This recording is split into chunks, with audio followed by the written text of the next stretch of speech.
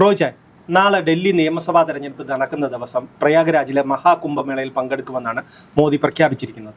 ഇതൊരു രാഷ്ട്രീയ പ്രവർത്തനം തന്നെയല്ലേ? തീർച്ചയായിട്ടും. ഈ കഴിഞ്ഞ കുറേ നാളുകളായി, പ്രത്യേകിച്ചും 2014 ശേഷം നമ്മുടെ ദേശീയ രാഷ്ട്രീയത്തിനകത്ത് രാഷ്ട്രീയ നേതാക്കന്മാർ, പ്രധാനമന്ത്രിയായാലും മന്ത്രിമാരൊക്കെ ആയി തന്നെ മതപരമായ ചടങ്ങുകളിൽ അവരൊരു വലിയ റോൾ എടുക്കുന്ന ഒരു തരത്തിലേക്ക് നീങ്ങുന്ന ഒരു രാഷ്ട്രീയമാണ് നമ്മൾ കണ്ടുവരുന്നത്. അതിപ്പോൾ തെരഞ്ഞെടുപ്പ് ദിവസങ്ങളിലാണ് മോദിയെപ്പോലെ വളരെ കൃത്യമായി അദ്ദേഹത്തിൻ്റെ മതപരമായ നിലപാടുകൾ ജനങ്ങളുടെ ഇടയിലേക്ക് എത്തിക്കുന്നതിന് ഒരു പ്രത്യേക സിദ്ധിയും കഴിവുമുള്ള ഒരാളാണ് നരേന്ദ്രമോദി. അതായത് PR ടാക്ടിക്സ് ഏറ്റവും നന്നായിട്ട് ഉപയോഗിക്കാനും ജനങ്ങളുടെ ഇടയിലേക്ക് അത് കൺവിൻസ് ചെയ്യുന്ന തരത്തിലേക്ക് കൊണ്ടുപോകാനും കഴിയുന്ന അസാമാന്യമായ കഴിവുള്ളൊരു രാഷ്ട്രീയ നേതാവാണ് നരേന്ദ്രമോദി. അപ്പോൾ അദ്ദേഹം ഓരോ തെരഞ്ഞെടുപ്പ് കാലത്തും ഇത്തരത്തിലുള്ള ഓരോ ട്രിക്കുകൾ അല്ലെങ്കിൽ ഓരോ രാഷ്ട്രീയ നിലപാടുകൾ സ്വീകരിക്കുകയും അതിനനുസരിച്ച് പോവുകയും ചെയ്ത ഒരാളാണ്. അപ്പം ഇതിപ്പോൾ നാളെ ഡൽഹിയിൽ തിരഞ്ഞെടുപ്പ് നടക്കാൻ പോകുന്നു, അസംബ്ലി തിരഞ്ഞെടുപ്പ് നടക്കാൻ പോകുന്നു.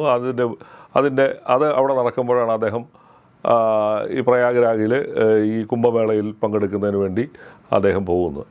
ഈ നമ്മുടെ രാഷ്ട്രീയ നേതാക്കന്മാരുടെ ഒരു പ്രത്യേകതയുണ്ട്. ഈ തെരഞ്ഞെടുപ്പ് ദിവസങ്ങളിൽ അവരിലേക്ക് ശ്രദ്ധ കേന്ദ്രീകരിക്കുന്ന തരത്തിലോ അല്ലെങ്കിൽ പൊതു നിലപാടുകൾക്കെതിരായിട്ടുള്ള ചില കാര്യങ്ങൾ സ്വീകരിക്കുകയൊക്കെ ചെയ്യുന്ന നമ്മൾ കണ്ടിട്ടുണ്ട്. ഉദാഹരണത്തിന് നെയ്യാറ്റിൻകര ഉപതെരഞ്ഞെടുപ്പ് നടക്കുന്ന ദിവസം, പ്രത്യേകിച്ച് സെൽവരാജ് CPM നിന്ന് രാജിവെച്ച് കോൺഗ്രസിൻ്റെ അംഗമായി മത്സരിക്കുന്ന ആ ദിവസമാണ് അന്ന് പ്രതിപക്ഷ നേതാവായിരുന്ന VS അച്യുതാനന്ദൻ അദ്ദേഹം കോഴിക്കോട് പോയി വടകരയിലുള്ള KK രമയെ കാണുന്നത്. അതായത് TP ചന്ദ്രശേഖരൻ വധം നടന്ന അതിൻ്റെ അലയൊലികൾ അന്തരീക്ഷത്തിൽ നിൽക്കുന്ന ഒരു ഘട്ടത്തിലാണ് അദ്ദേഹം പോയി എല്ലാവരെയും അമ്പരപ്പിച്ചുകൊണ്ട്. CPM-നൊന്നും ഒരു സൂചന പോലും ഇല്ലായിരുന്നു അദ്ദേഹം അവിടെ പോകുമോ എന്ന കാര്യത്തെക്കുറിച്ചൊന്നും ഒരു സൂചന പോലും ഇല്ലായിരുന്നു. വളരെ തീരുമാനിച്ച ഒരു പരിപാടിയുടെ ഭാഗമായിട്ട് അദ്ദേഹം അവിടെ പോകുന്നു. TP-യുമായി വളരെ ഹൃദയബന്ധം ഉണ്ടായിരുന്ന വ്യക്തി എന്നുള്ള നിലയിൽ രമ അദ്ദേഹത്തെ കെട്ടിപ്പിടിച്ച് കരയുകയും VS-ഉം വളരെ ഗൽഗതകണ്ഠനായി നിൽക്കുന്ന ചിത്രങ്ങളൊക്കെയാണ് അന്ന് മാധ്യമങ്ങളിൽ, ടെലിവിഷൻ ചാനലുകളെല്ലാം നിറഞ്ഞത്. അപ്പോൾ CPM-ൻ്റെ സകല ധാരണകളെയും സകല മോഹങ്ങളെയും അട്ടിമറിച്ചൊരു ദിവസമായിരുന്നു അന്നത്തെ ആ VS-ൻ്റെ അവിടേക്കുള്ള യാത്ര എന്ന് പറയുന്നത്. അപ്പോൾ അങ്ങനെ ഓരോ ഘട്ടങ്ങളിലും ഇത്തരത്തിൽ രാഷ്ട്രീയ നേതാക്കന്മാർ തിരഞ്ഞെടുപ്പിൻ്റെ ദിവസങ്ങളിൽ സൃഷ്ടിക്കുന്ന ചില പ്രത്യേക PR ആക്ടിവിറ്റീസാണ്. അത് PR തന്നെയാണ്, അതിനകത്ത് നമ്മൾ തർക്കം പറഞ്ഞിട്ടൊന്നും കാര്യമൊന്നുമില്ല. അത് ഓരോ തരത്തിലും ഓരോരുത്തർ ഉപയോഗിക്കുന്നു. ഈ കഴിഞ്ഞ പൊതു തെരഞ്ഞെടുപ്പിൻ്റെ ദിവസമാണ് CPM-ൻ്റെ കേന്ദ്ര കമ്മിറ്റി അംഗവും LDF കൺവീനറുമായിരുന്ന EP ജയരാജൻ അദ്ദേഹം ഒരു വെടി പൊട്ടിച്ചത്. അദ്ദേഹത്തെ കാണാൻ BJP നേതാവ് പ്രകാശ് ജാവദേക്കർ വന്നിരുന്നു എന്നുള്ള കാര്യം അദ്ദേഹം തുറന്നു പറയുകയും മാധ്യമങ്ങളോട് പറയും. ഒരു സൂചനയില്ലാതാണ് അതും തുറന്നു പറഞ്ഞത്. അദ്ദേഹത്തെ കാണാൻ അദ്ദേഹത്തിൻ്റെ മകൻ്റെ ഫ്ലാറ്റിൽ വന്ന് കണ്ട് സംസാരിക്കുകയൊക്കെ ചെയ്തു എന്നൊക്കെ പറഞ്ഞ് ഒരു സംഭവം പുറത്തു വന്നു. അത് CPM-ന് വലിയ കനത്ത തിരിച്ചടി ഉണ്ടാവുകയും CPM-ഉം BJP-യും തമ്മിൽ അന്തർധാരയുണ്ടെന്നുള്ള കോൺഗ്രസ്സുകാരുടെ പ്രചരണത്തിന് ആക്കം കൂട്ടുകയും ചെയ്യുന്നതായിരുന്നു. പിണറായി വിജയൻ തന്നെ അതെ, അന്ന് അതേ ദിവസം തന്നെ തിരഞ്ഞെടുപ്പ് ദിവസം വോട്ട് ചെയ്യാൻ പോയ പിണറായി വിജയൻ മാധ്യമങ്ങളെ നേരിൽ അങ്ങോട്ട് ചെന്ന് കണ്ട് ഈ EP ജയരാജൻ്റെ നിലപാടുകളെ തള്ളിപ്പറയുകയും അതുപോലെ തന്നെ EP ജയരാജനും ദല്ലാൽ നന്ദകുമാറുമായുള്ള ബന്ധങ്ങളെയൊക്കെ തന്നെ അദ്ദേഹം തള്ളിപ്പറഞ്ഞ് വളരെ രൂക്ഷമായ ഭാഷയിൽ പ്രതികരിക്കേണ്ട ഒരു സ്ഥിതി വന്നു. അപ്പോൾ ഇതെല്ലാം തിരഞ്ഞെടുപ്പിനോടനുബന്ധിച്ച് സൃഷ്ടിക്കുന്ന ചില പ്രത്യേക താല്പര്യമുള്ള സംഭവങ്ങളായിട്ടാണ് പലപ്പോഴും തോന്നാറുള്ളത്. അപ്പോൾ അത് തിരഞ്ഞെടുപ്പിനെ ബാധിക്കുമെന്നോ അതല്ലെങ്കിൽ ഏത് തരത്തിൽ തിരഞ്ഞെടുപ്പിനെ സ്വാധീനിക്കുമെന്നോ എന്ന ആലോചനയില്ലാതെ ഒരു കൂട്ടർ നടന്നു. എന്നാൽ നേരെ മോദിയെപ്പോലുള്ളവരൊക്കെ തന്നെ ഇത്തരം ഇപ്പം നാളെ നടത്തുന്ന അദ്ദേഹത്തിൻ്റെ കുംഭമേളയിലെ സ്നാനവും മറ്റും അത് വളരെ കൃത്യമായ രാഷ്ട്രീയ നിലപാടുകളോടും രാഷ്ട്രീയ ഉദ്ദേശത്തോടും കൂടി നടത്തുന്ന ഒരു ചടങ്ങായിട്ടാണ് നമ്മളതിനെ കാണുന്നത്. കാരണം മോദി ഇത്തരം ഹിന്ദുത്വ നിലപാടുകളിൽ മോദി മറച്ചു വെക്കാനോ അല്ലെങ്കിൽ അത് ഒളിച്ചു വെക്കാനോ ശ്രമിക്കുന്ന ഒരാളല്ല. അത്തരം കാര്യങ്ങൾ വളരെ വെട്ടിത്തുറന്ന് പറയുകയും അതിനെ രാഷ്ട്രീയ മുതലെടുപ്പിന് വേണ്ടി ഉപയോഗിക്കുകയും ചെയ്യുന്ന ഒരു രാഷ്ട്രീയ നേതാവാണ്. അതാണ് ഈ കഴിഞ്ഞ 10 വർഷത്തിനിടയിൽ നമ്മൾ കണ്ടുകൊണ്ടിരിക്കുന്നത്. മതത്തെയും രാഷ്ട്രീയവുമായിട്ട് കൂട്ടിക്കലർത്തിക്കൊണ്ടുള്ള ഒരു രാഷ്ട്രീയ ശൈലിയാണ് ഈ മോദി അധികാരത്തിൽ വന്നതിന് ശേഷം 2014 മുതൽ ഇന്ത്യയിൽ കണ്ടുകൊണ്ടിരിക്കുന്നത്. അതിന് അദ്ദേഹം തന്നെയാണ് രാമക്ഷേത്ര നിർമ്മാണത്തിൻ്റെ സമയത്ത് പോയി പൂജ നടത്തുകയും പിന്നെ അദ്ദേഹം ധ്യാനത്തിലിരിക്കുന്ന പടങ്ങളൊക്കെ വരികയൊക്കെ ചെയ്യുന്നത്. അതൊരു രാഷ്ട്രീയ നേതാവിൻ്റെ ഒരു മതേതര സ്വഭാവം പുലർത്തുന്ന ഒരു കാലഘട്ടമായിരുന്നു നമ്മുടേത് ഉണ്ടായിരുന്നത്. കഴിയുന്നിടത്തോളം ഇന്ത്യയിലെ ഇപ്പോൾ ഉന്നതമായ സ്ഥാനം വഹിക്കുന്ന പ്രധാനമന്ത്രിയായാലോ പ്രസിഡൻ്റ് ആയാലോ ഒക്കെ തന്നെ നേരിട്ട് ഈ മതപരമായ ചടങ്ങുകളിൽ അവർ സാന്നിധ്യം ഉണ്ടായാൽ പോലും അവരതിനൊന്നും കാർമ്മികത്വം വഹിക്കുന്ന ഒരു സംസ്കാരം നമുക്കില്ലായിരുന്നു. ഇപ്പോൾ അവരുടെ ഹിന്ദുത്വ അജണ്ട വളരെ വ്യക്തമായി ജനങ്ങളിലേക്ക് എത്തിക്കുക, ഞങ്ങളുടെ അജണ്ട ഇതാണ് എന്ന് വ്യക്തമായ സന്ദേശം നടത്തുന്ന രീതിയിലുള്ള ആക്ടിവിറ്റീസ് തന്നെയാണ് എല്ലാ രീതിയിലും. അല്ല, അത് ഒളിയോ മറയോ ഇല്ലാതെ അതിൻ്റെ ഭാഗമാണെന്ന്, രാഷ്ട്രീയത്തിൻ്റെ ഭാഗമാണെന്നും ഇന്ത്യയുടെ സംസ്കാരത്തിൻ്റെ ഭാഗമാണെന്നും ഒക്കെ ഉദ്ഘോഷിച്ചുകൊണ്ടുള്ള ഒരു രാഷ്ട്രീയ ശൈലിയാണ് ഇപ്പോൾ ഈ കഴിഞ്ഞ BJP അധികാരത്തിൽ വന്നതിന് ശേഷം കൊണ്ടുവന്ന്. അപ്പോൾ ഈ നമ്മുടെ രാഷ്ട്രീയത്തിൻ്റെ ഭാഗമായിട്ട് തന്നെ അത് മാറിക്കൊണ്ടിരിക്കുകയാണ്. അപ്പോൾ അതിനെ ആർക്കും നിഷേധിക്കാനാവാത്ത തരത്തിൽ അതാണ് ഇന്ത്യയുടെ ജനാധിപത്യം എന്നുള്ള തരത്തിലേക്ക് പ്രചരിപ്പിക്കുകയും ചെയ്യുന്നു. അതിൻ്റെ വക്താക്കളായി മാറുകയും ചെയ്യുന്ന ഒരു രാഷ്ട്രീയ നേതൃത്വമാണ് ഇപ്പോൾ നിലവിലുള്ളത്. അപ്പോൾ അറിഞ്ഞോ അറിയാതെയോ ഇന്ത്യയിലെ മറ്റ് രാഷ്ട്രീയ പാർട്ടികളും ഇത്തരം ശൈലി തന്നെ പിന്തുടർന്ന് കാണാം. ഇപ്പോൾ പ്രതിപക്ഷത്തിലായാലും മറ്റ് പ്രാദേശിക കക്ഷികളൊക്കെ തന്നെ തീവ്രമായ ഇത്തരം മത നിലപാടുകൾ സ്വീകരിക്കുന്ന ഘട്ടത്തിലേക്കാണ് പോകുന്നത്. കണ്ടില്ലേ, ഈ ഡൽഹിയിൽ മത്സരിക്കുന്ന ആം ആദ്മി പാർട്ടിയുടെ നേതാക്കൾ, പ്രത്യേകിച്ച് കേജ്രിവാളിനെ പോലുള്ളവർ BJP പറയുന്ന അതേ തീവ്ര ഹിന്ദുത്വ നിലപാടുകൾ തന്നെയാണ് അവരും പറയാൻ ശ്രമിക്കുകയും അതിൻ്റെ വക്താക്കളായി മോദിയെ കവച്ചു വെക്കുന്ന അല്ലെങ്കിൽ BJPയെ കവച്ചു വെക്കുന്ന തരത്തിലുള്ള തീവ്ര ഹിന്ദുത്വ നിലപാടുകൾ പറയാനാണ് പലപ്പോഴും അവരും മുന്നോട്ട് വന്നത്. ഇപ്പോൾ വടക്കേ ഇന്ത്യയിലെ കോൺഗ്രസ്സുകാരുടെ അവസ്ഥ ഏതാണ്ട് അതൊക്കെ തന്നെയാണ്. BJPയോട് പിടിച്ചു നിൽക്കണമെങ്കിൽ ഇത്തരത്തിലുള്ള ചില നിലപാടുകളാണ് പലപ്പോഴും കോൺഗ്രസും പറയുന്നത്.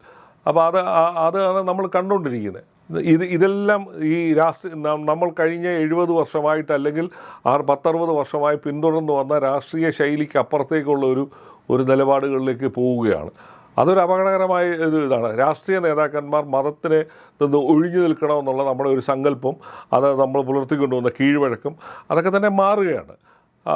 കാരണം ഇതിലേക്ക് ഇതൊരു തെറ്റാണെന്നോ കാരണം വ്യത്യസ്ത മത ജാതി വിഭാഗങ്ങൾപ്പെട്ട ജനങ്ങൾ താമസിക്കുന്ന ഒരു രാജ്യത്ത് ഒരു രാഷ്ട്രത്തെ നയിക്കേണ്ടവർ വളരെ ഓപ്പണായിട്ട് അവരുടെ മത നിലപാടുകൾ സ്വീകരിച്ചുകൊണ്ട് അതാണ് രാഷ്ട്രീയത്തിൻ്റെ ഭാഗമെന്ന് പറയുന്ന ശൈലിയോട് പലപ്പോഴും വിയോജിപ്പുകൾ പ്രകടിപ്പിക്കാൻ ആൾക്കാർക്ക് നേരത്തെ ധൈര്യം ഉണ്ടായിരുന്നു.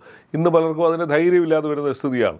കാരണം വോട്ട് ബാങ്കുകൾ നഷ്ടപ്പെടുമോ, അങ്ങനെ പറയുന്നവരെ ഒറ്റപ്പെടുത്തി സംസാരിക്കുക, അവർക്കെതിരെയുള്ള തീവ്രമായ സൈബർ ആക്രമണങ്ങൾ, അവരെ കായികമായി നേരിടുന്ന ഒരവസ്ഥ, ഇതൊക്കെ നമ്മൾ എല്ലാ ദിവസവും കണ്ടുകൊണ്ടിരിക്കുകയാണ്. അതുകൊണ്ട് പലരും ഒരു വ്യത്യസ്തമായൊരു ശബ്ദം പുറത്തു പറയാൻ പോലും മാധ്യമങ്ങളായാലോ രാഷ്ട്രീയ നേതാക്കളായാലോ സാംസ്കാരിക നേതാക്കളായാലോ ആരും തന്നെ പറയാൻ തയ്യാറാകുന്നില്ല, ഭയമാണ്. അപ്പോൾ അതൊരു വല്ലാത്തൊരവസ്ഥയാണ് രാജ്യത്ത് സൃഷ്ടിച്ചിരിക്കുന്നത്. ഇപ്പോൾ ഒരു രാഷ്ട്രീയ നേതാവ് പോയി അയാളുടെ ഒരു മതപരമായ ചടങ്ങുകളിൽ പങ്കെടുക്കുന്നത് തെറ്റാണെന്ന് പറയാൻ പറ്റില്ല. അത് ഇന്ത്യ പോലും രാജ്യത്ത് എല്ലാവർക്കും അവരുടെ വിശ്വാസം നിലനിർത്താനും അത് പ്രചരിപ്പിക്കാനുമുള്ള അവകാശം നൽകുന്ന ഒരു ഭരണഘടനയാണ് നമ്മുടെ. അതിൽ തെറ്റാണെന്നല്ല പറയുന്നത്. പക്ഷേ നിങ്ങൾ ഏതുവരെ അറ്റം വരെ പോകാം. ഒരു രാഷ്ട്രത്തെ നയിക്കുന്ന ആൾക്കാർക്ക് എങ്ങനെയാണ് ഇത്തരം ഏകപക്ഷീയമായ തരത്തിൽ പോകുന്നതിനോട് യോജിക്കാൻ പറ്റുമോ ഇല്ലയോ എന്നുള്ള പ്രസക്തമായ ചോദ്യം നമ്മുടെ പല ഭാഗത്തുനിന്ന് ഉയരുന്നുണ്ട്. പക്ഷേ അതൊക്കെ തന്നെ അത് ഒറ്റപ്പെട്ട് നിൽക്കുകയാണ്. അപ്പം നരേന്ദ്രമോദി നാളെ പോകുന്നതിൻ്റെ പിന്നിൽ രാഷ്ട്രീയമുണ്ട്. അത് അദ്ദേഹത്തിൻ്റെ വിശ്വാസത്തിൻ്റെ ഭാഗമാണ്. അത് പ്രധാനമന്ത്രി എന്നുള്ള നിലയിൽ അദ്ദേഹം അത് ഉയർത്തിപ്പിടിക്കാനും ധൈര്യം കാണിക്കുന്നുണ്ട്. അതെല്ലാം നടക്കുന്നുണ്ട് ഒരു വശത്ത്.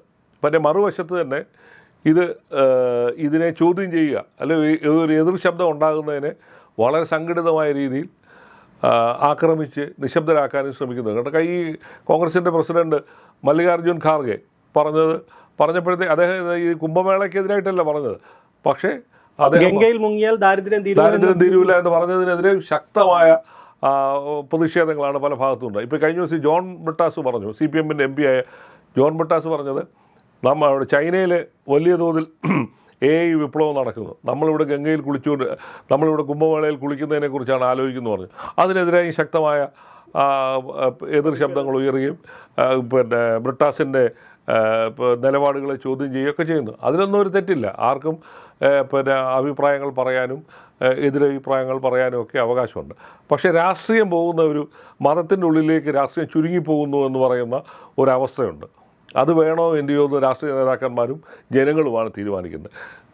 അടിസ്ഥാന പ്രശ്നങ്ങളിൽ നിന്ന് ഒഴിഞ്ഞു നിൽക്കാൻ വേണ്ടി കണ്ടുപിടിക്കുന്ന ഒരു മാർഗമായിട്ടാണ് പലപ്പോഴും ഈ മതത്തിന് നമ്മൾ കാണുന്നത് ഇന്ത്യയിൽ അത് അതിൻ്റെ ഒരു തെരഞ്ഞെടുപ്പിനകത്ത് BJPക്ക് പോലും ശക്തമായ തിരിച്ചടി ഉണ്ടായതാണ്. ഈ രാമക്ഷേത്രത്തിൻ്റെ പേരിൽ കഴിഞ്ഞ തവണ വോട്ട് പിടിക്കാൻ ശ്രമിക്കുകയും അത് 400 വോട്ട് കിട്ടും എന്ന് വലിയ പ്രതീക്ഷ പുലർത്തുകയും ചെയ്ത പാർട്ടിക്ക് അത് വലിയ കനത്ത തിരിച്ചടിയാണ്. പ്രത്യേകിച്ച് അയോധ്യ രാമക്ഷേത്രം നിലനിൽക്കുന്ന സ്ഥലത്ത് പോലും BJP തോറ്റുപോകേണ്ട സ്ഥിതി വന്നു. UPയിലെ അത്തരം അവരുടെ സ്വാധീന മേഖലകളിലൊക്കെ തന്നെ അവരുടെ വോട്ട് ബാങ്കുകൾ ഒലിച്ചു പോകുന്നത് കണ്ടു. അപ്പോൾ അത് മതം പറഞ്ഞ് അല്ലെങ്കിൽ സമുദായം പറഞ്ഞ് നിങ്ങൾക്ക് അധികകാലം പിടിച്ചു നിൽക്കാൻ പറ്റില്ല എന്നുള്ള സൂചനയാണ് ജനങ്ങൾ കൊടുത്തത്. പൂർണ്ണമായി അവരെ അധികാരത്തിൽ ഒഴിവാക്കിയില്ലെങ്കിലും അവർക്കൊരു കനത്ത തിരിച്ചടിയാണ് കൊടുത്തത്. പക്ഷേ ഇതൊക്കെ മാറുന്ന കാലത്ത് ഇതൊക്കെ എത്ര കണ്ട് ഇനി മുന്നോട്ട് പോകുമെന്നുള്ളതാണ് നമ്മൾ സജീവമായി കാത്തിരുന്ന് കാണേണ്ടത്. ഈ മതപരമായ കാര്യങ്ങൾ പറഞ്ഞതുകൊണ്ട് അടിസ്ഥാന പ്രശ്നങ്ങൾ നമ്മുടെ ഇല്ലാതാകുമോ? തൊഴിലില്ലായ്മ രാജ്യം നേരിടുന്ന ഏറ്റവും വലിയ പ്രശ്നങ്ങളൊന്നാണ് തൊഴിലില്ലായ്മ, പട്ടിണി, പിന്നോക്കാവസ്ഥകൾ.